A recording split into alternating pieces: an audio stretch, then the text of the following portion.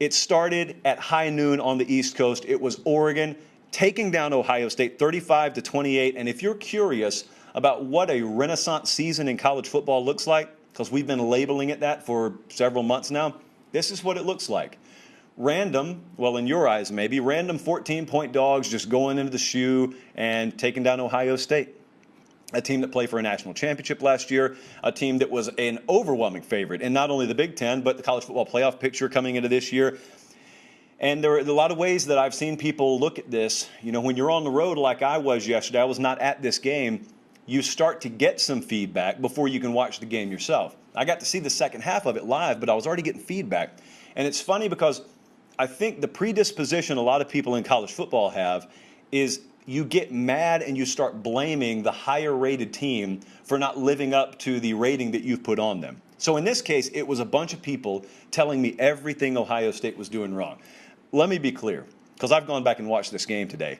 Let me be perfectly clear. This is not an Ohio State loss. This is an Oregon win, and an emphatic one, because there was never a point where they didn't have control of the game. You don't possess control of the game throughout most of the entirety of the game and have someone else hand it to you. That's not the way it works. If Ohio State was minus 4 turnovers like Iowa State was yesterday, you could talk to me about the Buckeyes handing the game over. You made mistakes. Yeah, you did. The other team lined up across from you has a lot to do with how much you make in the way of mistakes. Almost said much mistakes instead of many mistakes, and the grammar teachers from Harris County Carver Middle School would come after me. This was a program-defining win for Oregon, to put a finer point on it. And here's why there was so much doubt. Point spread notwithstanding, when you find out there's no Kayvon Thibodeau, a guy that I thought was a game changer in this, and he was a game changer. Oregon would have been a lot better had they had him on the field. I thought it was a game changer in the sense that I thought Oregon stood a puncher's chance with him. I did not think Oregon could win this game without Kayvon Thibodeau. You also add on, or compound matters, by the fact that they didn't have Justin Flo either. These are big-time playmakers. Young, in Flo's case, but big-time playmakers. And so not only do you have that dynamic in place, but guys just stepped up.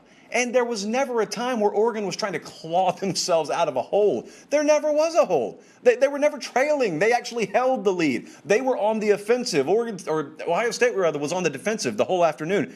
C.J. Verdell, what a game for him, the Oregon tailback. 20 carries, 161, 2 touchdowns, 8.1 yards per carry. And it wasn't like Anthony Brown was just bombing away. He had a good afternoon, but it wasn't an elite performance through the air for Anthony Brown at quarterback for Oregon by any stretch.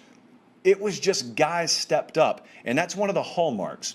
When you want to know if a program's in ascension mode, and Oregon very much is right now, and I think that's obvious, one of the hallmarks is guys step up and you're not totally dependent on any one player.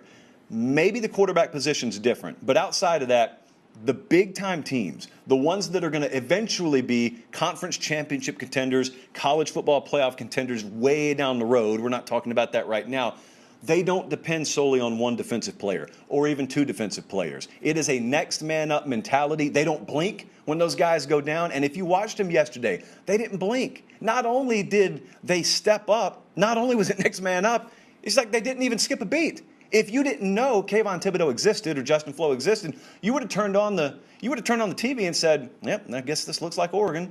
Pac-12 favorite. I mean, 14-point under. Yeah, this looks like Oregon." They were missing two huge playmakers, and it really didn't matter at the end of the day. So it was eye-opening for them to presumably be outmanned and really just dictate terms all afternoon. Here's the question, though, and it's I guess rhetorical, but it's kind of I don't know. It's a fun thing to watch for us, especially at 24/7 in the coming days, weeks, months. I don't know what the answer to this is, and the question is, how much recruiting juice can be squeezed out of one win? Whatever the answer to that question is, Mario Cristobal is about to fill in the blank. Whatever 100% of the juice that can possibly be squeezed out of a win is, they're about to squeeze it. And this is not a poor man's recruiting effort by any stretch. Already, they were rattling off elite prospect after elite prospect. They were going all over the country to do it. But if you'll look at your screen right now, the guys have just teed up Oregon's schedule. So now they've gotten through a stretch, Fresno and then at Ohio State. Nobody picked them to be 2-0. Pretty much everyone picked them to be 1-1. Well, now they're 2-0. So if you can dodge Stony Brook, I give them a pretty good chance of that, although as yesterday taught us, nothing is certain.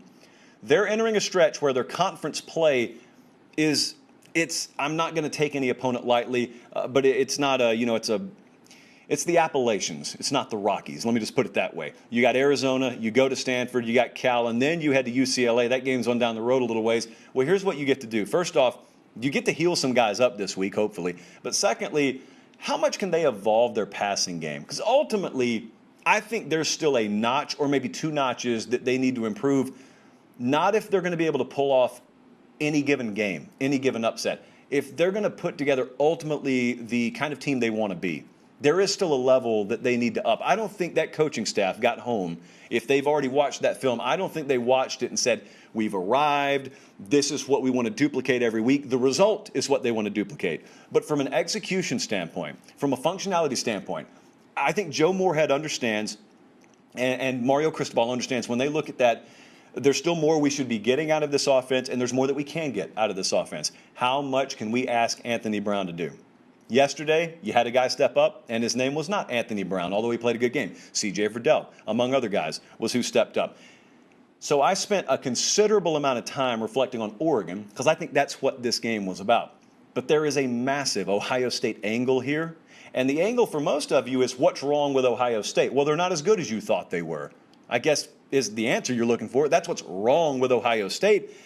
But in reality, what they are is they're a very good team that you thought would be an elite team. A lot of Buckeye fans thought this would be an elite team. I don't know what the future holds for them. They're not elite right now. Obviously, they get drugged by Alabama if they played them right now. They got kind of handled by Oregon yesterday. But that's not the point.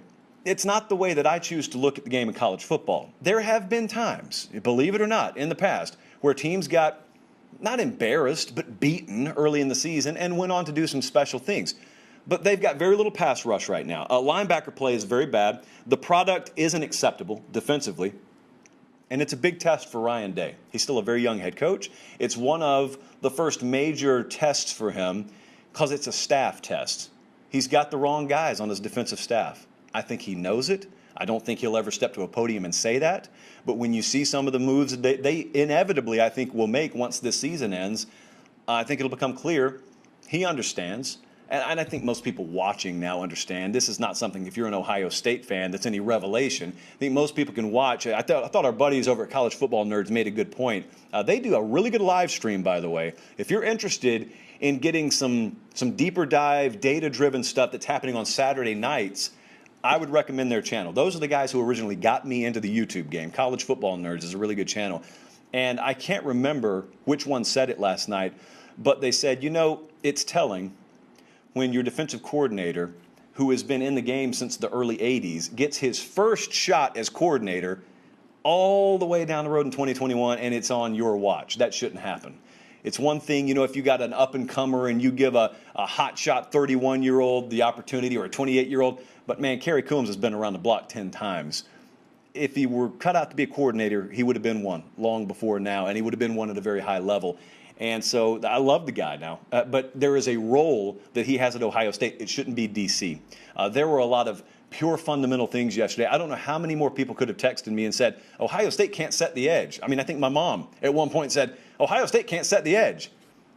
What? I didn't even know you. What are you talking about? Who taught you this? It was that obvious. It was bad. It was Oregon. It was a paint by numbers. At the end of the day, it wasn't Michelangelo. It was paint by numbers for Oregon offensively. So, couple of things, and then we'll move on here. Mario Cristobal, they got Stony Brook this week. But bigger picture, does he get his team back immediately? Because that's what college football is teaching us more and more. It looks like it's harder and harder to get your team back. Florida State, they didn't even win last week. They almost won. And Norvell could not get them back. And they got embarrassed. We're going to talk about it later as a result. Does Mario Cristobal get his team back? This is the biggest win they've had there. They've won the Rose Bowl under Mario Cristobal, and I'm telling you, in my eyes, this is the bigger win. Because this is the one that people didn't think they could get. People thought they could win the Rose Bowl. People did not think they could do this. And this was a heck of a coaching job by that staff, too. And let me tell you something else. Mario Cristobal is not a veteran head coach. He's been there a few years now. But just as much as that roster has something to prove, Mario Cristobal, he knows this. Mario Cristobal and his staff have something to prove. That's probably not their day-to-day motivation. They're more accountable to their players than they are, sports writers or fans. But there is that angle. If the fans and media didn't exist, the game wouldn't exist. So there is that angle. They proved a whole lot yesterday. Because this is one of the first times where you walk away watching Oregon against a premier staff and you say, Oregon worked them. That Oregon staff worked Ohio State yesterday. That is not to be ignored. That's a big deal moving forward. So what now? For Ohio State, what now? Well, the answer is the next game. It's one of the most overrated questions in sports. What now? You lost a game. You play the next game. That's what's next. It's not always the end of the world. Our buddy Jeremy Birmingham was talking about that today. It's not the end of the world, man. You just move on. You just play the next game. So that's a big win, though, for Oregon. Congratulations.